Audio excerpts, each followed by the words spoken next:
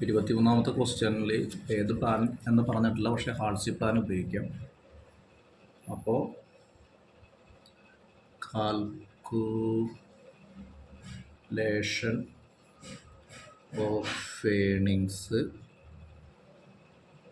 നോക്കുമ്പോൾ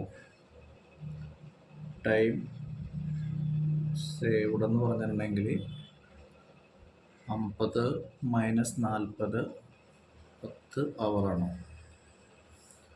earnings time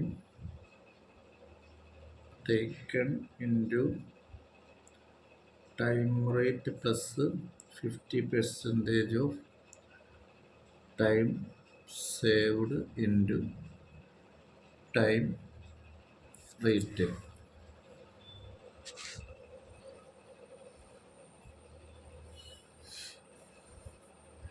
That is time taken 40 into time rate 100 plus 10 into time rate 100 by 2. അപ്പോൾ 40,000 plus 1000 by 2, 40,000 plus 500, 40,500 rupees.